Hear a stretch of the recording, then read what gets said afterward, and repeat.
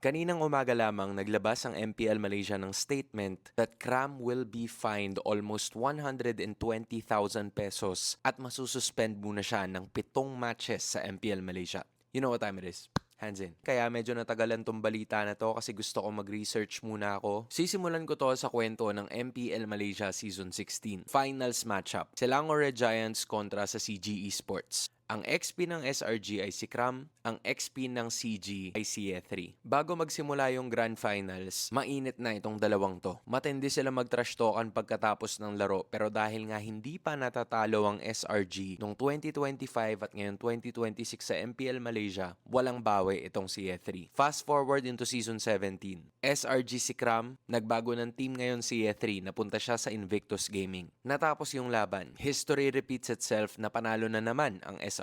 Kram taunts as per usual. And then based on what I've seen on my research, habang ini-interview si Kram, sinabi niya na puro lang naman dada yung si E3 at wala namang galaw. In English, all bark and no bite. MPL Malaysia felt like it went a little too far at doon na sila nagpataw ng penalty para dito kay Kram.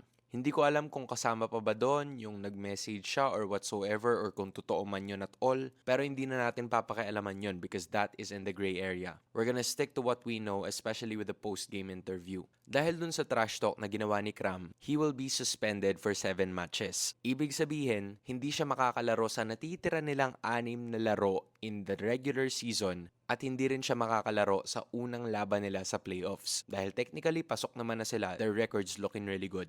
Ngayon, merong dalawang pwedeng gawin dito ang kupunan ng SRG. One is mag-recruit sila ng panibagong explainer from the free agent market. Hans, bakit nila gagawin yun? It's because ang sixth man nila ay jungler. Usually nagpapalitan lang si Sikais at si Uni at kung gusto nila ng isang manlalaro na medyo mas familiar dun sa role with almost the same amount of heroes na pwedeng laruin, they should get a free agent. Ang magiging problema lang dun kung ikaw si Kram ay papaano pag yung free agent na kinuha ay maganda yung nilalaro.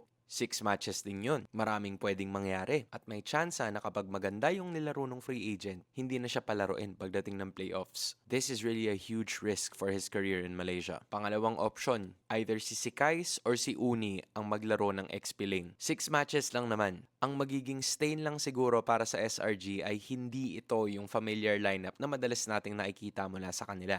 Kaya nilang manalo na hindi full capacity yung lineup nila dahil nga kilala natin si Sikais at si Uni bilang mga junglers. Kung matatandaan, more than 500 days ng undefeated ang SRG sa MPL Malaysia. Hindi natin sigurado kung sureball pa rin ba na magiging undefeated sila hanggang sa pagbalik ni Kram.